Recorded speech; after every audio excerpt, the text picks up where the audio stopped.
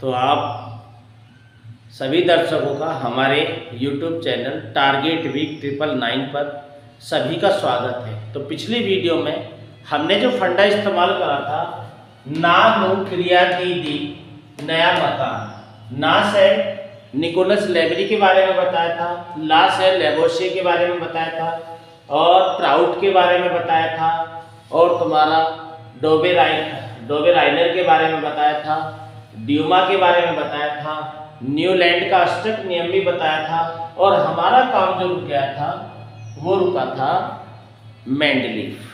तो जब न्यूलैंड थे तो उस टाइम हमारे तत्वों की संख्या मात्र 56 थी। जब मेंडलीफ आए तो हमारे तत्वों की संख्या हो गई थी 63। अब तत्वों की संख्या जब इतनी जल्दी से तेजी से नए नए तत्व खोजे जा रहे हैं तो उनका अध्ययन भी जरूरी है। अब जब तत्वों की संख्या ज़्यादा होगी तो अध्ययन करना बहुत ही कठिन हो जाएगा।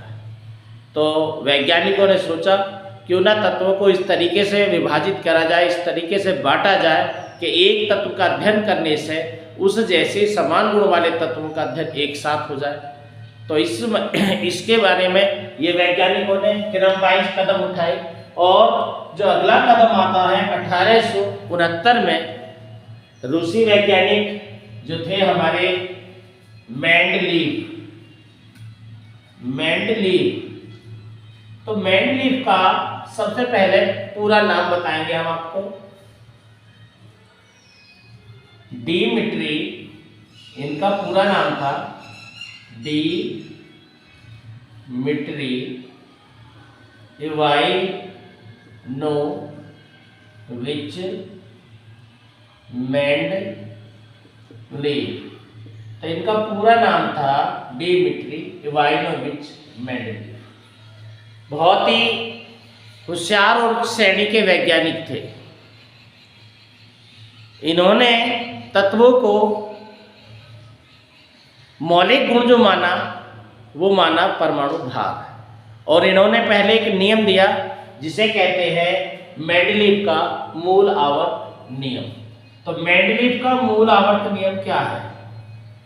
मेंडलीफ का मूल आवर्त नियम, मेंडलीफ का मूल आवर्त नियम, मूल मतलब जिसे आधार मान के मेंडलीफ ने नियम को लिखा। तो मेंडलीफ ने बताई कि तत्वों के भौतिक तथा रासायनिक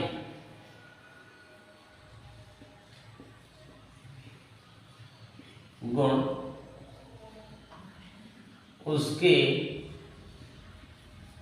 परमाणु भार के आवर्ती फलन होते हैं।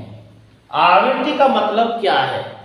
जैसे आपकी घड़ी घूमती है, घड़ी है आपकी, और घड़ी में आपने देखा है कि एक निश्चित टाइम के बाद सुई फिर वहीं आ जाएगी। तो एक निश्चित अंतराल के बाद, इनका कहने का मतलब यह है तत्वों के भौतिक गुण का मतलब है भौतिक गुण और रासायनिक गुण। तो भौतिक गुण कौन से होते हैं? जैसे रंग, ताप, दाब, देखने में उसकी आकृति कैसी है। रासायनिक गुण कि भाई उसकी किसी पदार्थ से क्रिया कराई जा रही है, क्या बनाएगा, अम्लों से क्रिया करने पर क्या बनेगा, तो उनके आंतरिक संरचना किस प्रकार की है। तो इस तरह के तो भौतिक गुण और रासायनिक गुण उसके परमाणु भार के आवर्ती फलन होते हैं। अर्थात इसका मतलब ये हुआ कि यदि तत्वों को परमाणु भार के बढ़ते क्रम में रखें तो एक निश्चित गैप के बाद में, एक निश्चित अंतराल के बाद में, एक निश्चित डिफरेंस पे समान गुण वाला तत्व आ जाएगा। मतलब यदि परमाणु भार को हम बढ़ते क्रम में रखें तो एक निश्चित अंतराल के बाद में कुछ तत्व जैसे हमने रखे, पहले सबसे कम परमाणु द्रव्यमान का, फिर उससे ज्यादा, फिर उससे ज्यादा, फिर उससे ज्यादा, एक जो निश्चित अंतराल आएगा 7 तत्व या 8 तत्व रखने के बाद में, तो जो अगला जो तत्व आएगा वो पहले से गुणों में समानता रखेगा, फिर ऐसे ही रखते चले जाएंगे। तो आवृत्ति का मतलब होता है ये, जैसे घड़ी आपकी 12 घंटे बाद फिर वही आ जाती है, फिर 12 घंटे बाद फिर वही आ जाती है, तो आवृत्ति करती है। तो इसका मतलब ये हुआ तत्वों के भौतिक और रासायनिक गुण जो होते हैं परमाणु भार के आवर्ती फलन होते हैं, अर्थात एक निश्चित अंतराल के बाद अपने गुणों को दोहराते हैं। अच्छा जी, तो ये तो इनका था मूल आवर्त नियम।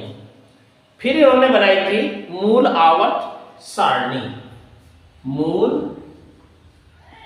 आवर्त सारणी, मूल आवर्त सारणी क्या है भाई? मूल आवर्त सारणी कि भाई जो तत्व बांटे हमने कि भाई तुम्हें यहाँ स्थापित करना है, दूसरे तत्वों को यहाँ स्थापित करना है, तो उन्हें जो है एक निश्चित सिस्टम में रख के एक सारणी तैयार हुई और उस सारणी का नाम रखा मूल आवर्त सारणी।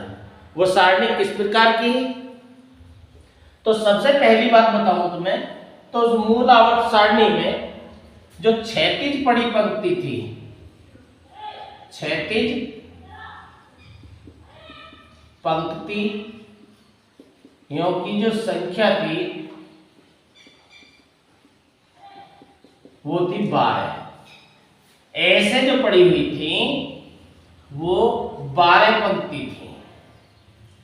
क्षैतिज पड़ी हुई जो पंक्ति थी वो कितनी थी? 12। और खड़ी हुई जो पंक्ति थी वो थी आपकी 8। तो मेंडलीफ ने इस तरीके से सारणी बनाई कि क्षैतिज पड़ी पंक्ति 12 और जो खड़े हुए जो स्तंभ बनाए वो बनाए आपके 8, जिन्हें कहते हैं आप ऊर्ध्वाधर स्तंभ, वो थे आपके 8। और उन्हें जो रिप्रेजेंट करा उन्हें रिप्रेजेंट करा था उन्होंने रोमन अंकों में, रोमन अंकों में उन्हें रिप्रेजेंट करा उन्होंने। अब सारणी में जो समूह था, समूह में इस तरीके से 1 2 3 4 5 6 7 8 9 10 11 और 12 इस तरह की 12 क्षैतिज पड़ी पंक्ति थी।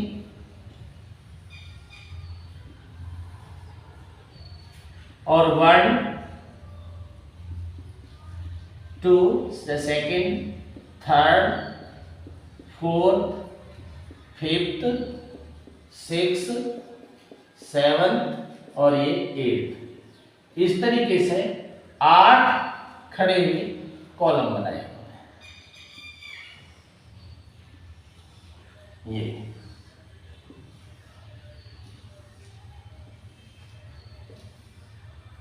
8 खड़े हुए कॉलम बनाए, 12 पड़ी हुई पंक्तियां बनाई। अब जो समान गुण वाले तत्व थे उन्हें रखा आपके समूह में। जैसे समूह नंबर 1, जो समूह 1 में तत्व आए वो एक जैसे आए, समूह 2 में जो आए वो समान गुण वाले आए, 3 में जो आए वो समान गुण वाले आए, 4th में जो आए वो भी समान गुण वाले आए। इसी तरीके से नंबर वाइज समान गुण वाले तत्व एक एक ग्रुप में रख दिए। और ये जो पड़ी हुई जो पंक्तियां हैं इन्हें आप आवर्त भी कह सकते हो, परंतु उस टाइम जो बोला गया था इन्हें बोला गया था श्रेणी। उस टाइम जो बोला गया था इन्हें क्या बोला गया था? श्रेणी। अब इस तरीके से टीचर बन जाएगी। तो अब इन श्रेणी में इन्होंने तत्वों को रखा। तो कैसे रखा? ये हाइड्रोजन रख दिया। उस टाइम पे अक्रिय तत्वों की खोज नहीं हुई थी। अक्रिय तत्व जैसे हीलियम है हमारा, आर्गन है, नियान है, जो हमारे शून्य परिवार के तत्व हैं। भाई अब तो जो तत्वों की संख्या है अब जो ज्ञात है वो 118 है। परंतु उस टाइम पर 63 तत्व थे। 63 के 63 तत्वों का मेंडेलीव ने वर्गीकरण कर दिया। और वर्गीकरण किस प्रकार करा? वो इस तरीके से करा,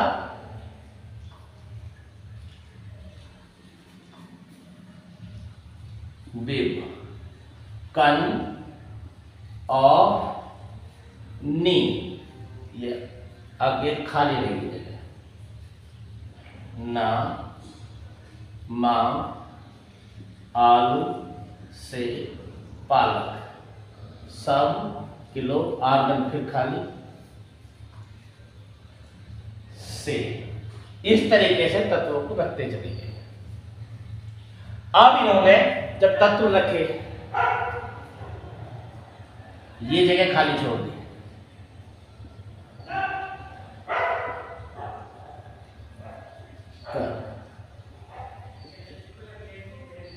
इसमें ऊर्ध्वाधर 3 पंक्ति बनाई थी। चौथे में जो ये हमारे चौथी जो श्रेणी है इसमें 3 पंक्ति थी, तो इसमें फिर 3 इस तरीके से यहाँ एडजस्ट कर दी थी। तो मैं यहाँ नहीं बनाई है मैंने, नी क्यू ज, इस तरीके से इसमें खड़ी ये 3 पंक्ति आती है। अब जिन तत्वों के जानकारी नहीं थी, जैसे मानो गुणों में मैच नहीं कर रहा, जैसे कैल्शियम की बात में यहाँ स्कैंडियम देख रहे हो तो स्कैंडियम नहीं है यहाँ पे, तो जिन तत्वों की ना जानकारी नहीं थी उन तत्वों को खाली जगह दे दी, तो खाली छोड़ दी कि, और इनके देखो सबसे बढ़िया बात ये रही, इस वैज्ञानिक ने तत्व की खोज नहीं हुई परंतु उसके गुणों का अध्ययन पहले ही कर दिया कि यदि भविष्य में ये तत्व खोजा गया तो इसके गुण जो है इस समूह से मैच करेंगे, इस समूह से मिलेंगे। तत्व के खोजने से पहले ही ये बता दिया कि ये जो तत्व आएगा तो इस तत्व के गुण इनसे मिलेंगे। अच्छा जी, और इन तत्वों को सबको परमाणु भार के बढ़ते क्रम में रखते चले गए। अब बात आती है, इसमें जो क्वेश्चन आता है आपका वो आता है कि भाई मेंडेलीव की जो मूल आवर्त सारणी है उसका मौलिक आधार क्या है? तो मौलिक आधार क्या है? मौलिक आधार है परमाणु भार। फिर पूछ लेते हैं कि मेंडेलीव की मूल आवर्त सारणी में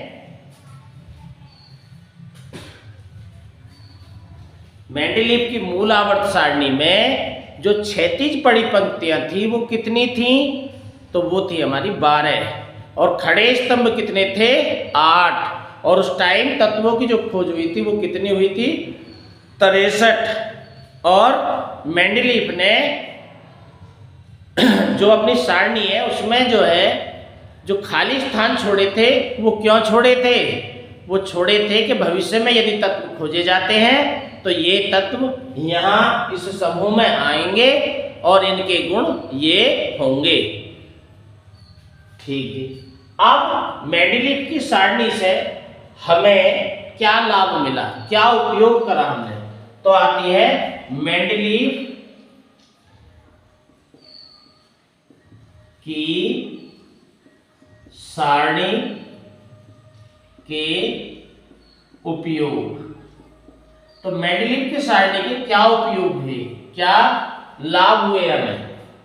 तो हमें मेंडेलीव की सारणी से लाभ ये मिला, सबसे पहला लाभ हुआ, भाई एक बात बताओ, भाई जब हम 100 बच्चे पढ़ाने हैं हमें, तो 100 बच्चे में यदि हम एक एक बच्चे को एक एक मिनट में पढ़ाएंगे तो कितने मिनट खर्च होंगे?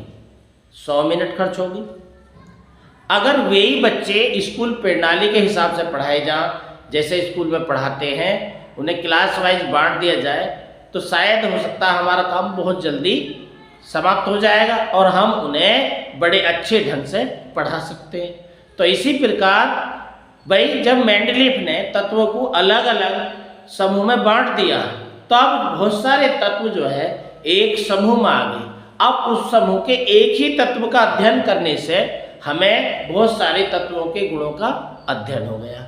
तो बताओ अध्ययन करने में हमें सुविधा मिली या नहीं मिली? तो पहली हेडिंग हुई हमारी अध्ययन करने में सुविधा।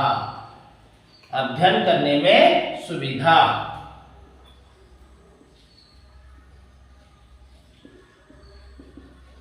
करने में सुविधा।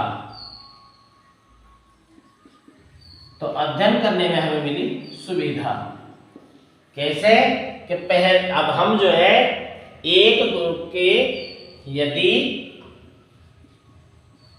हम एक समूह के एक तत्व का अध्ययन करते हैं तो समस्त तत्वों का तो समस्त तत्वों का नहीं, तो समस्त समूह के तत्वों का अध्ययन हो जाता है। भाई एक तत्व के अध्ययन करने से समस्त तत्वों से, उस ग्रुप के जितने भी तत्व हैं उन सारे तत्वों का अध्ययन हो गया। अच्छा जी, दूसरा लाभ क्या हुआ हमें? दूसरा लाभ हमें ये हुआ भैया, भाई तुम्हें पता है मेंडलीफ ने अपनी मूल आवर्त सारणी में कुछ स्थान खाली छोड़ दिए। तो खाली छोड़ दिए तो वो जब कोई चीज़ हम खाली छोड़ देते हैं तो वो सबको दिखाई देती है। तो वैज्ञानिकों की निगाह जो है वहीं गई कि भाई जो खाली तत्व छोड़ेंगे, जो स्थान छोड़ेंगे, तो जरूर कोई ना कोई तत्व ऐसा जरूर होगा कि जो यहाँ सेट बैठ जाएगा। तो नए तत्व खोजने में प्रोत्साहन मिला। नए तत्व खोजने में प्रोत्साहन। तो प्रोत्साहन कैसे मिला बेटा? कि मेंडलीफ ने अपनी मूल आवर्त सारणी में, मेंडलीफ ने अपनी मूल आवर्त सारणी में, मूल आवर्त सारणी में कुछ स्थान खाली छोड़ दिए,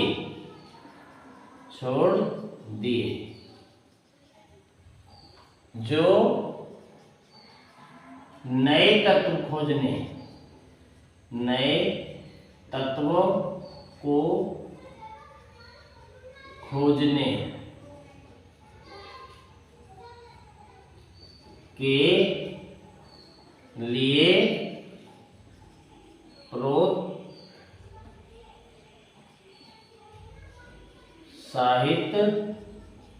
करते हैं।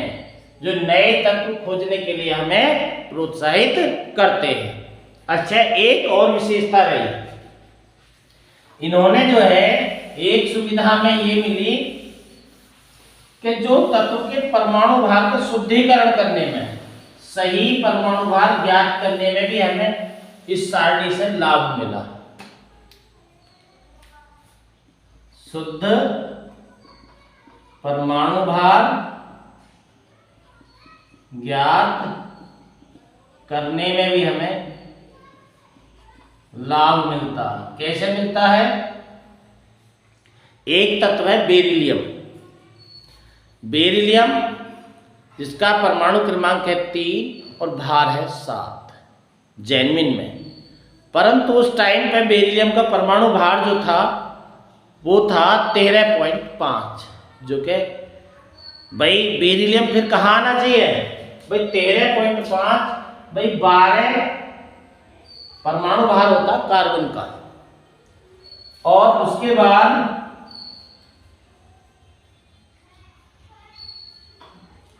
13 होता है एल्यूमिनियम का। तो 12 और 13 14 के बीच मान लेती है। 13.5, अब 12 और 13 के बीच में तो कोई जगह है नहीं, 14 पे सिलिकॉन आ जाता। तो क्या हुआ, जो 12 और 13 के बीच में कोई जगह है, 12 14 चलो सिलिकॉन भी ले लेते हैं,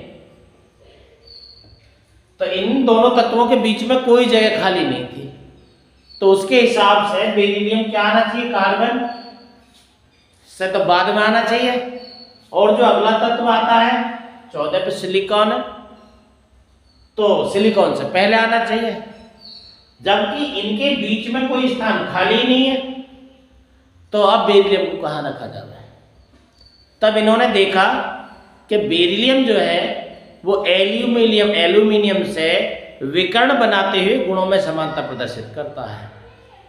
विकर्ण बनाते हुए गुणों में समानता विकर्ण संबंध के माध्यम से उन्होंने साबित कर दिया कि बेरिलियम की जो संयोजकता है वो 3 नहीं है, 2 है।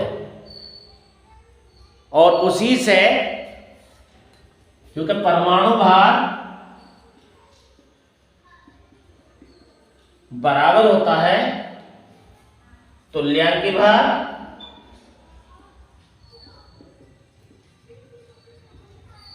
गुणा संयोजकता। तुल्यांकी भार गुणा संयोजकता। तो पहले इसका तुल्यांकी भार 4.5 गुणा 3 करते थे, तब आता था 5 या 15 का 5 1 4 के 12 13 13.5। जब उन्होंने लगाया तुल्यांकी भार 4.5 है, इसकी संयोजकता 2 लगाओ, तब आता है 9। तो इसका सही परमाणु भार ज्ञात हो गया। जब सही परमाणु भार ज्ञात हो गया तो इन्होंने फिर इसे इसके सही स्थान पे पहुंचा दिया दूसरे समूह में। कहा भाई, जिस तत्व का परमाणु भार 8, देखो चलो लिखते हैं, बेरिलियम का परमाणु भार 13.5 मानते थे।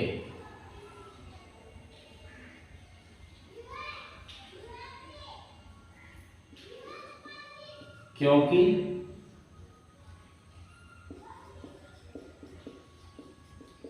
उस समय इसे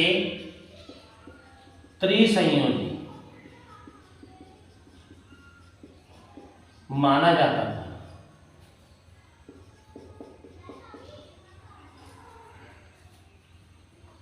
तो परमाणु भार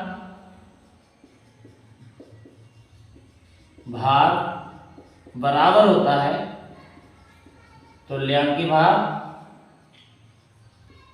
गुणा संयोजकता।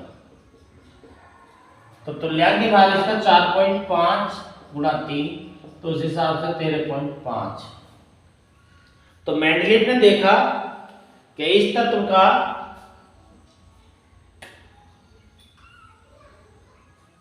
बेरिलियम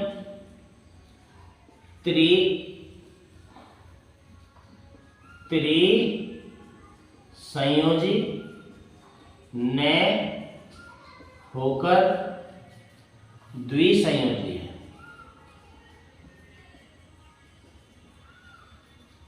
यह एल्यूमिनियम के साथ विकर्ण संबंध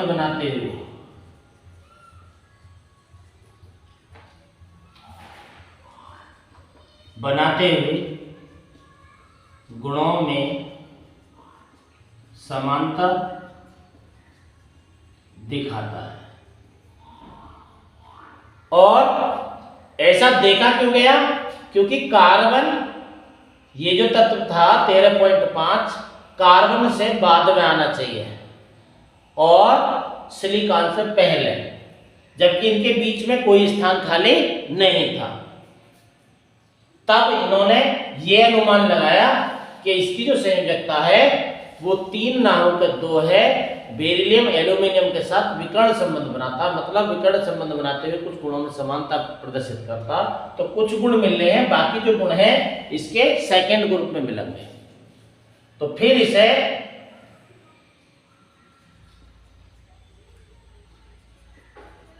इसे लिथियम के बाद रखा। तो इस प्रकार हमें शुद्ध परमाणु भार ज्ञात करने में और शुद्ध संयोजकता ज्ञात करने में भी इसका लाभ मिला। अब बात आती है कि भाई इस सारणी में कमी क्या रही, इस सारणी में कमी क्या रही। तो इस सारणी में कमी काफी सारी रह गई। भाई हम जानते हैं 19वीं शताब्दी में अनेक तत्वों की खोज हो गई। भाई उधर समस्थानिकों की खोज हो गई, रेडियो एक्टिव तत्वों की खोज हो गई और नए अन्य तत्वों की भी खोज हो गई। तो परमाणु संरचना की, जब परमाणु संरचना का अध्ययन हुआ, परमाणु संरचना का अध्ययन होने पे देखा गया कि तत्वों के जो मौलिक गुण है वो परमाणु भार ना है बल्कि परमाणु क्रमांक है। फिर एक नई सारणी तैयार करी गई जब मेंडलीव नहीं रहे उसके बाद। तो इसका जो बाकी पार्ट है, पहले मैं इसका कमी बता देता हूं तुम्हें। तो उनकी जो कमी रही इसमें, ना तो समस्थानिकों को कोई जगह दी, नए तत्वों को जो है, जो नए तत्व खोजे गए उन्हें कोई स्थान नहीं, और हाइड्रोजन का जो स्थान था वो निश्चित नहीं था। कभी क्षार धातुओं के साथ गुणों में समानता प्रदर्शित कर रहा है और कभी हैलोजन तत्वों के साथ। तो बहुत सारी कमी हुई। लैंथेनाइड और एक्टेनाइड जो तत्व है उन्हें कोई स्थान नहीं। तो इस तरीके से इस सारणी में बहुत सारी कमी रही। इन सारी बातों को हम डिटेल में आपको अगली वीडियो में बताएंगे। नमस्कार, thank you for watching video.